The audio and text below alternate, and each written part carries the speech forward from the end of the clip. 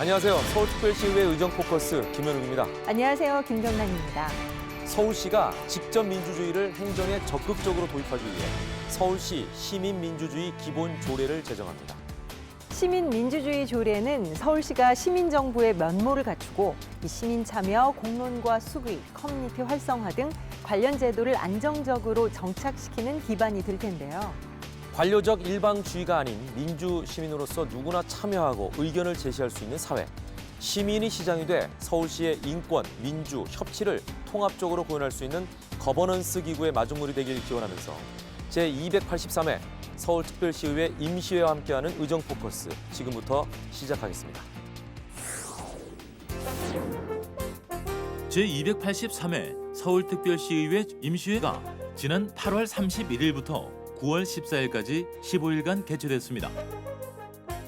이번 임시회는 8월 31일 개회식을 시작으로 서울시장과 교육행정에 관한 2018년도 주요 업무 보고와 쟁점 사항에 대한 개선과 건의를 주장했습니다. 이어서 9월 4일부터 9월 13일까지는 상임위원별로 소관부서에서 추진하는 주요 사업을 검토하고 민생 현안과 관련된 조례안과 동의안 등 주요 안건에 대한 심사를 진행했습니다. 임시회 마지막 날인 9월 14일에는 본회의를 열고 안건 검토와 함께 각 상임위원회에서 심도 있게 논의돼 부의된 안건을 처리했습니다. 이번 임시회에서는 제10대 서울특별시의회 출범 후 처음으로 예산안 심사와 처리가 이루어졌죠.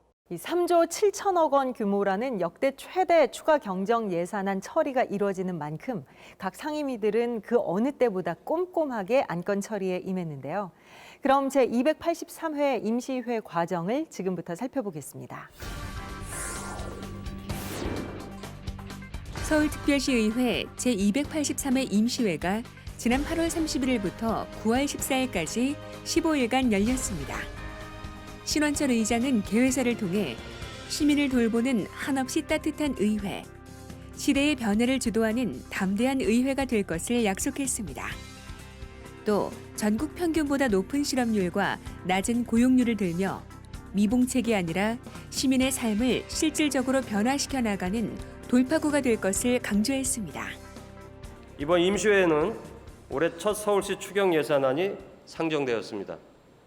서울시의 심각한 고용 실태를 감안해 일자리 창출 예산도 당연히 포함되었습니다. 서울형 뉴딜 일자리 4,700개 창출에 50억 원, 어린이집 교직원 신규 채용에 223억 원이 배정되었고 청년 취업 준비 지원을 위한 일자리 센터 건립과 청년 창업 지원을 위한 창업 꿈터 조성 예산도 반영되었습니다. 이를 제대로 뒷받침하기 위해 서울시 의회도 서울시 청년 창업 지원 조례안을 마련하여 이번 임시회에 발의하였습니다. 이어서 9월 4일부터 9월 13일까지는 상임위원별로 소관부서의 주요 업무를 검토하고 소상공인들을 위한 사회안전망 구축 등의 내용을 담은 서울특별시 소상공인 지원에 관한 조례 일부 개정 조례안을 원안 가결하고 변화하는 환경 문제에 대한 대응력 강화 등의 내용을 담은 서울특별시 녹색서울시민위원회 설치 및 운영조례 일부 개정 조례안 등을 심의했습니다. 이 밖에도 서울특별시의회는 서울특별시 의료관광 활성화 및 지원에 관한 조례안 제정 등 모두 91건의 안건을 심의 처리했습니다. 제283회 임시회를 한마디로 표현한다면 협치와 합리적 비판이 주요 키워드가 아니었을까 싶은데요. 네, 역대 최대 규모의 추가 경정 예산안 처리와 함께 자영업자 지원과 고용 문제 해결 등이 중요하게 논의됐죠.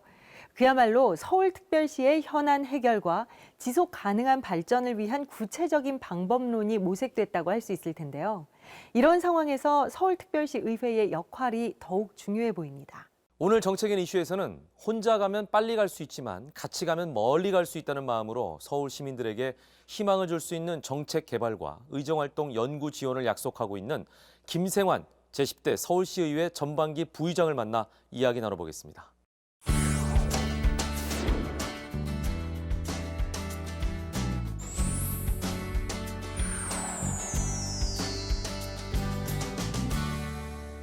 안녕하십니까, 부의장님. 이렇게 바쁘신 와중에도 시간 내주셔서 감사합니다. 네, 반갑습니다. 제10대 서울시의회가 출범한 지 3개월이 지났습니다. 그 사이 두 차례 임시회가 열리기도 했는데요. 지난 3개월에 대한 소회는 어떠셨습니까? 가계빚이 1,500조에 육박하고 높은 실업률과 높은 물가에 서민들의 삶이 더 팍팍해졌습니다. 정부는 물론이고 서울시와 서울시의 역할이 더 중요해질 수밖에 없을 텐데요. 이 중요한 시기에 출범한 제10대 서울시의회는 지난 3개월 동안 2번이나 임시회를 열어서 서민들의 삶의 실질적인 돌파구를 만들고자 노력해 왔습니다. 시민들의 삶의 질을 높이기 위한 시의원들의 노력이 지속적인 효과를 내도록 제도하는 것이 중요한데 지난 3개월 동안 그랬던 것처럼 앞으로도 부의장으로서 이를 뒷받침하는 역할을 충실히 해나가겠습니다. 네, 부의장 선출 소감에서 공정하고 투명한 의회 운영, 정책 보좌관제 관철을 통한 의정 활동의 전문성 강화, 의원별 공약 이행 및 초선 의원들에 대한 의정 활동 지원 등의 뜻을 밝히셨습니다. 말씀하신 바를 실현하기 위한 구체적인 보관이 있으신지요? 서울시 의회의 핵심 가치를 실현하기 위해서는 서울 시민들의 신뢰가 바탕이 되어야 합니다. 공정하고 투명한 의회, 서울 시민들에게 신뢰받는 의회가 되기 위해 의장단에서 결정한 사안을 시민들에게 즉각적으로 공개할 필요가 있습니다. 세미나와 연구회, 토론회, 특별위원회 등의 제도적 뒷받침으로 초선 의원들의 의정활동을 돕고 전문성을 높일 것이며 수년 동안 필요성에 대해서는 많은 공감을 얻었지만 현실화되지 못했던 정책 보좌관 제도를 활성화해 의회 전문성을 강화하는 한편 초선 의원들에 대해서도 최대한 지원 체제를 가동시킬 것입니다.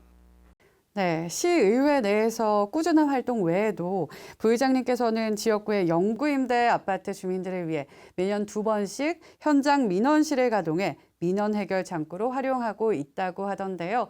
그렇다면 서울시 의회 차원의 소통 방법은 무엇인지, 또 부의장님이 생각하시는 소통, 어디에 중점을 맞추고 계십니까?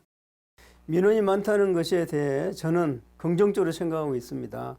비록 자주는 아니지만 지역 내에서 현장 민원실을 운영하면 갈등 민원을 사전에 예방할 수 있게 되고 때로는 그 민원 덕에 좋은 정책에 대한 아이디어를 얻기도 합니다. 시민들의 목소리를 경청하는 의회 신문고를 운영하고 있는데 기대했던 것보다 조금 저조한 느낌이 들기도 합니다.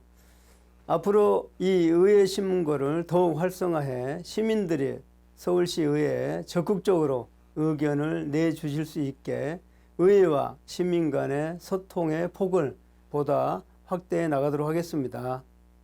네, 자치분권, 신뢰, 소통, 전문성 강화 등 앞으로 해야 할 일이 참 많을 것 같은데요. 마지막으로 제10대 서울시의회 전당기 부의장으로서 임기 중 역점을 두고 추진하고자 하는 것은 무엇인지를 포함해 앞으로의 계획과 각오 한 말씀 부탁드리겠습니다. 서울 시민들이 원하는 것은 시민들의 고충을 듣고 이를 서울시 정책에 반영되도록 하는 것일 것입니다. 낮은 자세로 시민들을 섬기는 의회를 만들도록 하겠으며 시민들의 삶의 질을 높이기 위한 의원들의 노력이 지속적인 효과를 내도록 제도하는 것이 중요한데 부의장으로서 이를 뒷받침하는 역할을 충실히 해 나가겠습니다. 또 의원들 간의 소통과 화합의 징검다리 역할을 충실히 해 큰 결실을 맺는 의회로 평가받도록 최선을 다하겠습니다. 네, 앞으로도 신뢰와 실력으로 인정받는 서울시 의회가 되도록 앞장서 주시길 바라겠습니다. 오늘 시간 내주셔서 감사합니다. 감사합니다.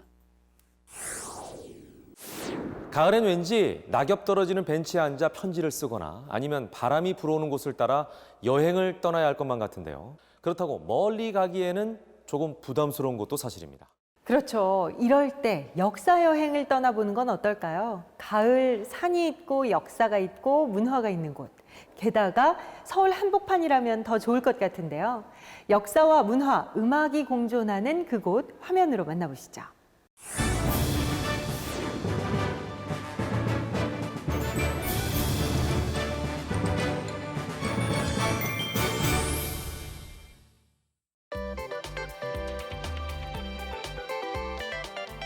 41년간 일반인의 접근과 이용이 철저히 통제됐던 마포 석유 비축기지가 도시재생을 통해 2017년 9월 시민들의 품으로 돌아왔습니다. 석유를 넘어 문화로 산업화의 아이콘에서 친환경 재생의 아이콘으로 거듭나고 있는 복합문화 공간, 문화비축기지. 서울 시민들의 문화향유 공간이자 도시재생의 랜드마크인 문화비축기지에서 풍성한 가을 문화여행을 떠나봅니다.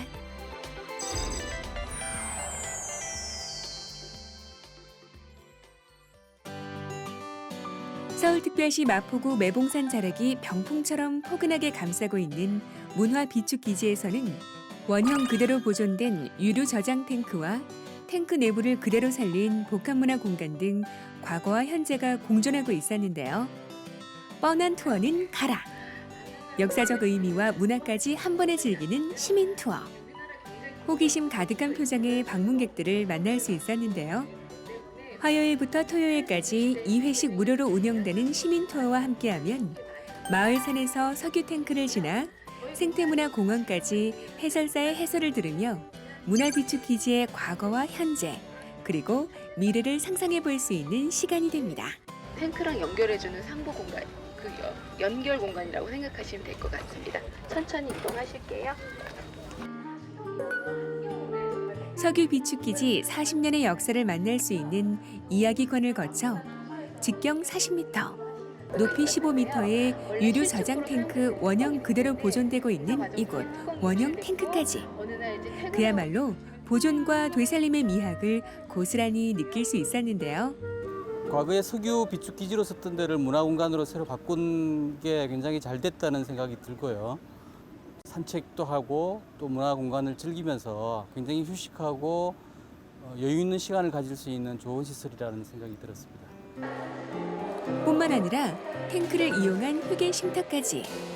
그야말로 과거와 현재라는 시간에 문화가 더해지며 새로운 가치의 공간으로 재탄생하고 있었습니다. 저희 공간을 잘 모르셨던 분들이 오셔서 공간을 잘 보시고 이 공간에서 내가 어떤 문화를 창출하고 싶다 그런 생각들을 가지게끔 하기 위해서 저희가 시민 투어를 운영을 하고 있습니다. 추억을 떠올리게 하는 촉촉한 음악을 따라간 곳은 문화마당. 모두의 시장이 열리고 있었는데요. 모두의 시장은 자원의 순환과 지구의 지속 가능성을 생각하며 소비 습관의 변화를 가져오자는 취지에서 시작해 매달 열리는 프로그램인데요. 마침 함께 열린 스윙 댄스. 전문 댄서는 물론 누구나 참여할 수 있다는 시장의 의미가 고스란히 담겨 있는 것 같습니다. 너무 재밌고요. 그리고 직접 이렇게 음악을 연주해 주시니까 더 신나서 앉아 있다가 그냥 저도 모르게 같이 아이랑 나와서 같이 춤췄던 것 같아요. 재밌었어요. 모두의 시장에서는 다양하고 풍성한 문화 행사가 열렸는데요.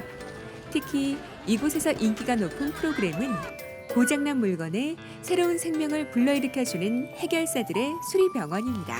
저희가 대부분 이제 아무래도 글을 쓰는 것과 관련된 동호회다 보니까 이제 공개된 장소에서보다는 이제 갇힌 장소에서 많이 하게 되는데 이렇게 공개된 장소에서 회원분들뿐만 아니라 비회원분들하고도 만나면서 다양한 교류를 할 수 있어서 정말 저희는 좋습니다. 네.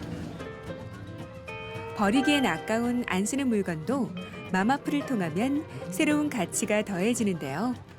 이곳에서는 엄마들의 숨은 손재주도 확인하고 벼룩시장을 통해 지구의 이로운 생활 방식도 만들어갈 수 있답니다.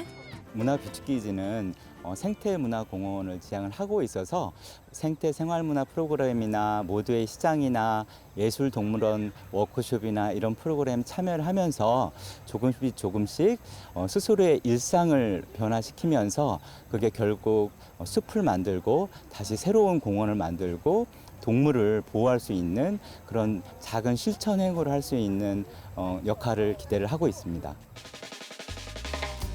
역사 환경의 보존은 미래 문화를 풍성하게 합니다.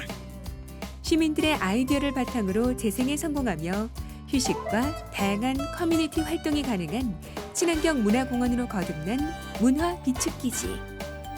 산업화 현대화라는 시간의 나이테가 고스란히 남아있는 역사의 현장으로 자연과 지구, 환경을 생각하며 문화를 통해 휴식과 여유를 느낄 수 있는 이곳에서 산들바람 솔솔 불어오는 가을. 가족들과 함께 역사 문화 탐방을 떠나보는 건 어떨까요?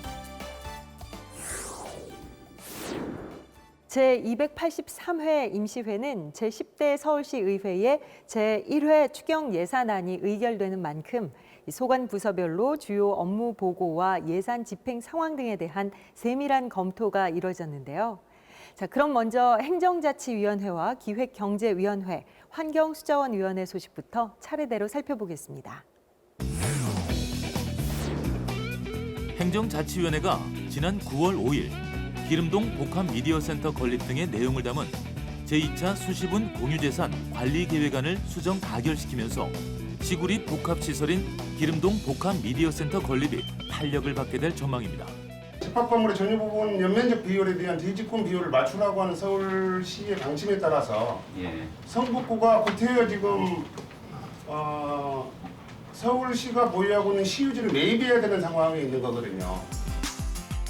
2020년 완공을 목표로 수영장, 미디어 스타트업 지원 공간, 미디어 센터 및 공연장 등 지하 2층, 지상 4층의 규모, 총 사업비 260억 원이 투입되는 기름동 복합 미디어 센터는 문화 인프라가 부족했던 동북권 주민들이 문화복지 향상에 기여할 것으로 전망되고 있습니다.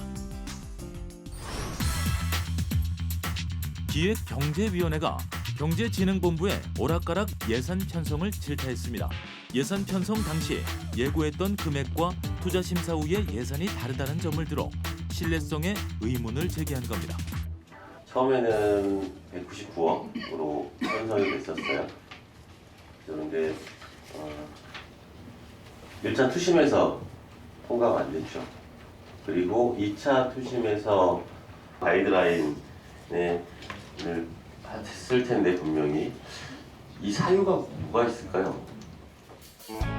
이에 대해 기획경제위원회는 향후 예산 편성에 있어서 투명한 절차 공개 및 원칙에 맞는 행정을 강조하면서 재발 방지를 당부했습니다.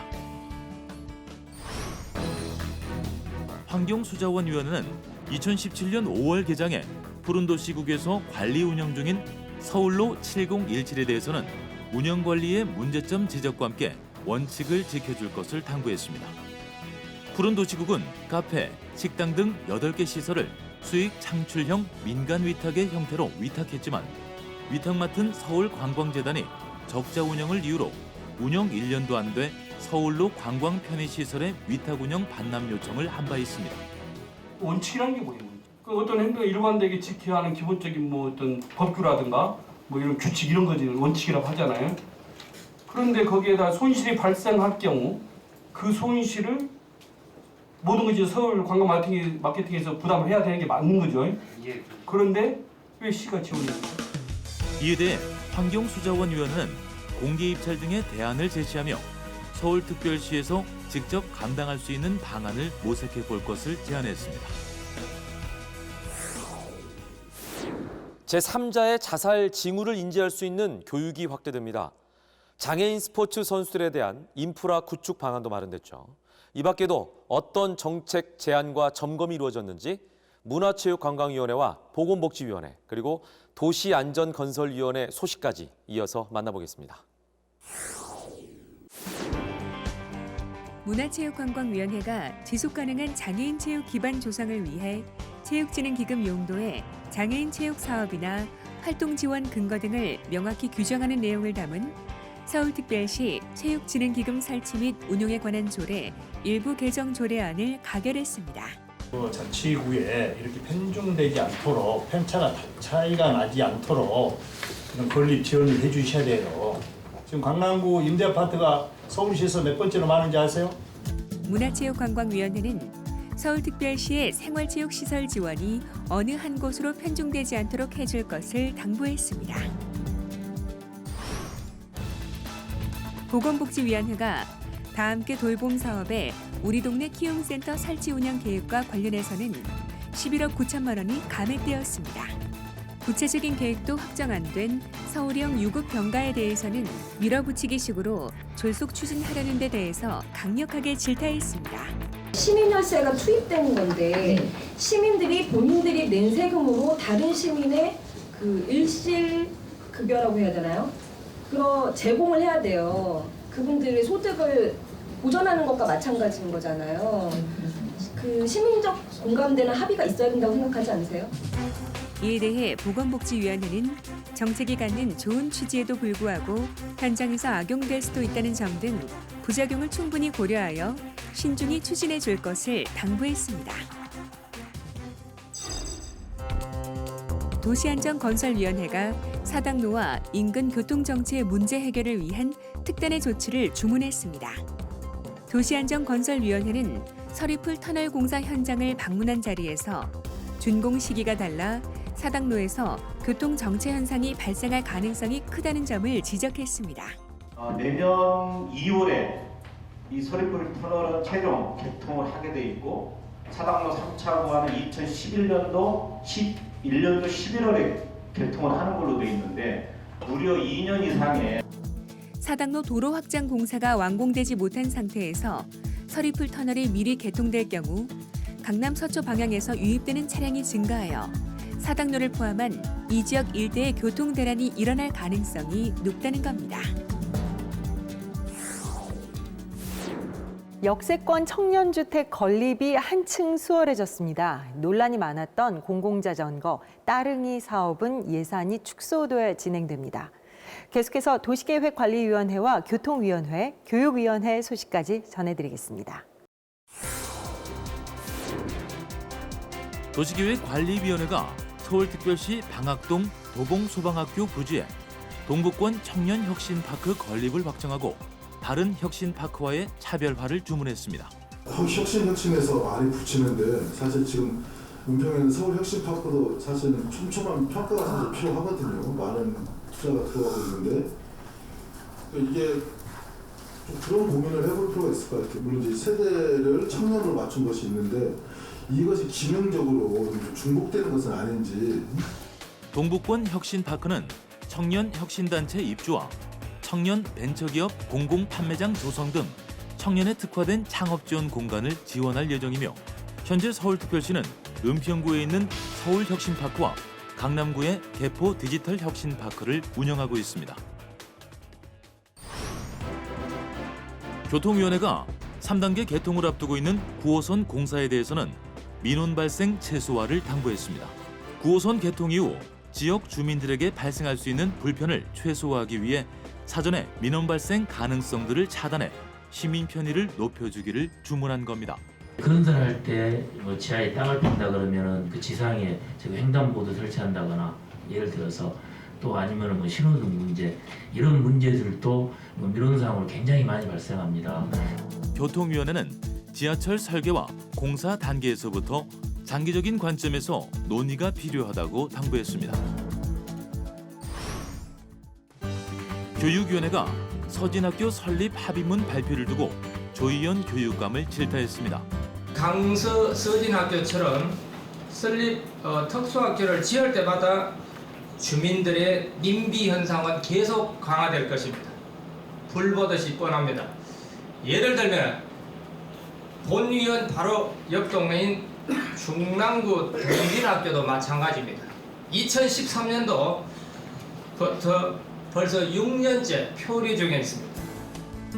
교육위원회는 신규 부지 발생 시 한방병원 우선 배정 약속과 함께 애초 특수학교 설립을 반대했던 주민들의 요구를 그대로 수용한 부분에 대해서도 날카롭게 지적하며 원칙과 상식을 바탕으로 보다 통합적이고 종합적인 상황들을 고려해 대처해 주기를 바라는 한편 재발 방지를 당부했습니다. 서울시가 지난달 12일 저축하면 2배로 돌려주는 희망 2배 청년 통장의 참여자 2,000명과 함께 약정식을 열었죠. 희망 2배 청년 통장이 매달 10만 원에서 15만 원을 2, 3년 정도 저축하면 본인의 저축액을 100% 시가 추가 적립해주는 제도잖아요. 그렇죠. 15만 원을 3년간 저축하면 최대 1,080만 원이라는 목돈으로 돌려받게 되는 건데요. 청년들에게는 이 금액이 아주 중요한 데 쓰일 수 있을 것 같습니다. 희망 2배 청년 통장이라는 이름처럼 청년들에게 2배, 아니 그 이상의 희망이 됐으면 좋겠습니다. 모든 대한민국 청년들 그리고 서울 시민들에게 희망을 주는 서울시가 되길 바라면서 제283회 서울특별시의회 임시회와 함께한 의정포커스는 여기서 마치겠습니다. 시청해주신 여러분 고맙습니다.